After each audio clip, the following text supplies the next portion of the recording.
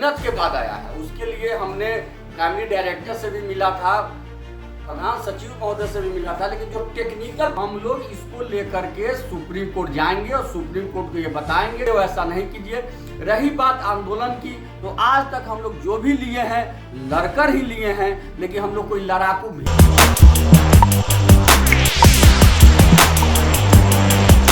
शिक्षकों से जुड़े मुद्दे को लेकर एक नई बात सामने आई है। नमस्कार, आप देख रहे हैं वॉइस हब और मैं हूं परिणीता सिंह। बिहार शिक्षक संघ के नेता केशव कुमार ने कहा है कि शिक्षक हितों से जुड़े मुद्दों पर लगातार सरकार काम कर रही है और उन्होंने कहा है कि वेतन भुगतान, स्थानांतरण नीति और अन्य लंबित मुद्दे को लेकर लगातार सरकार से बात की जा रही है। और वो क्या कुछ कह रहे हैं, आप वीडियो देखिए। बिहार के सभी शिक्षक भाइयों, शिक्षिका बहनों, शिक्षा प्रेमियों, आप सभी को सादर प्रणाम, नमस्कार। साथियों, इधर विगत कुछ दिनों से लगातार सोशल मीडिया से हम दूर थे। काफ़ी साथियों का फ़ोन भी आ रहा था कि क्या हो रहा है, नहीं हो रहा है, सर पता नहीं चल रहा है। ऐसा नहीं है कि हम काम से दूर थे, लगातार हम अपना काम कर रहे थे, लेकिन आजकल सोशल मीडिया पर कुछ हमारे ही साथियों द्वारा ऐसा न्यूज़ दिया जा रहा है, इनसे मिले, उनसे मिले, ये मुस्कुराए, वो घोषणा किए, वो हंसे, कि हमको सुप्रीम कोर्ट की जैसी याद आने लगी। इसीलिए हमने सोशल मीडिया से थोड़ा सा दूरी बना करके अपना काम जारी रखा, लेकिन उसकी जानकारी देना भी मुझे ज़रूरी लग रहा है कि इस बीच में हमने क्या किया।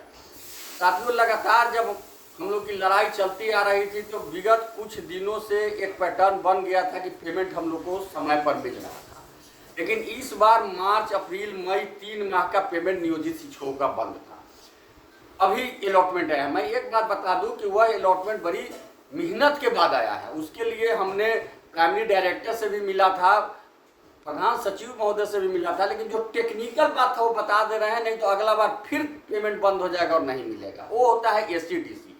बिहार सरकार जो अपना जियो मद में पैसा दी थी, उसका उपयोगिता उसका नहीं गया था। कारण है कि जियो से ही पेमेंट हुआ, जियो से ही समरसेबल हला, जियो से ही बेंच डेस्क खरीदाया और उसमें भारी घोटाला हुआ, जिसके कारण उसका उपयोगिता नहीं गया और उसका सीधा असर हम लोग के वेतन पर पड़ा, जो वेतन नहीं मिल सका समय पर। इसलिए आप लोग से आग्रह है कि अपने जिला में लगकर निश्चित रूप से जो पैसा आता है उसका उपयोगिता भिजवाया कीजिए।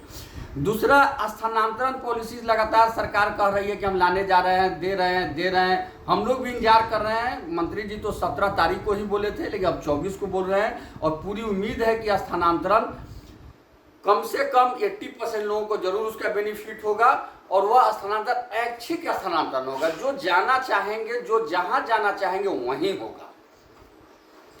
तीसरा, एक बड़ा मुद्दा अभी है TET का।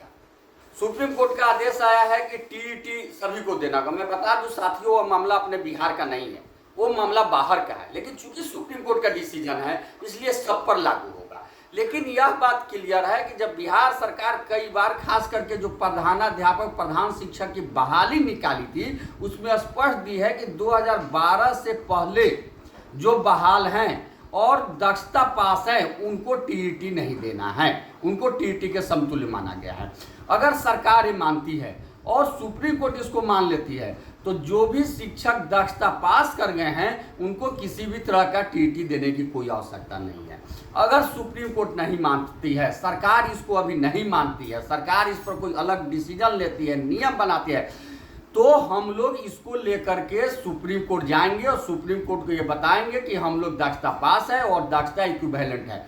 और कोई भी नियम जब लागू होता है उस डेट से लागू होता है। जैसे हम लोग जब ISC किए थे, इंजीनियरिंग के एग्जाम दे रहे थे, उस समय ISC पास को वैलिड था इंजीनियरिंग के लिए। अब हो गया ISC में 75% मार्क्स होगा, वह IIT में बैठेगा। तो ऐसा नहीं ना कि पहले के जो IITian है उनको 75% से कम मार्क्स है तो हटा दिया जाएगा, ऐसा नहीं होता है। इसलिए हम लोग जरूर, लेकिन आप लोग से हाथ जोड़ के आग्रह है कि जरूरत से ज्यादा अपने को कूदिए मत कि ये करना होगा, वो करना होगा, क्योंकि हम विगत कई सालों से 10-15 वर्षों से देख रहे हैं, या आप कह सकते हैं कि शुरू से ही, कि जितना परेशान हम लोग सरकार से होते हैं उतना से ज्यादा परेशान अपने ही कुछ साथी से हो जाते हैं। जरूरत से ज्यादा ज्ञान बांटने लगते हैं। इसलिए वैसा नहीं कीजिए। रही बात आंदोलन की, तो आज तक हम लोग जो भी लिए हैं लड़कर ही लिए हैं, लेकिन हम लोग कोई लड़ाकू भेड़ा नहीं है कि हमेशा लड़ते रहें। सरकार 100 दिन का टाइम ली थी, हम भी 100 दिन का टाइम दे दिए सरकार को कि आप पूरा लीजिए कीजिए, लेकिन हम लोग को सारी सुविधाएं दीजिए, वेतनमान दीजिए, और यदि नहीं देते हैं तो हमारा आंदोलन होगा। हम पहले सरकार के साथ मिल के काम करेंगे, सरकार नहीं मानेगी तब लड़ के भी काम करेंगे।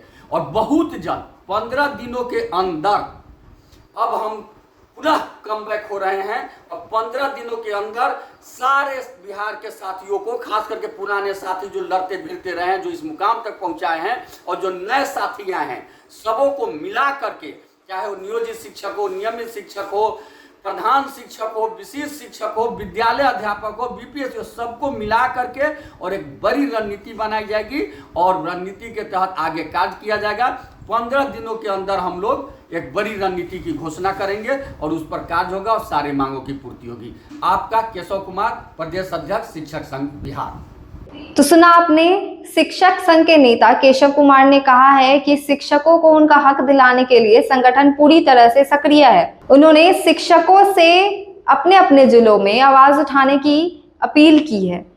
साथ ही उन्होंने स्पष्ट किया है कि संगठन पहले सरकार के साथ मिलकर समस्याओं का समाधान चाहता है, लेकिन अगर उनकी मांगे पूरी नहीं होगी तो आगे दिनों में एक बड़ा आंदोलन भी हो सकता है।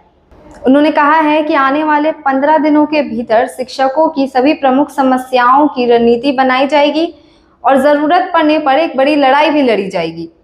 फिलहाल शिक्षकों की निगाहें सरकार के अगले फैसले पर टिकी हुई है।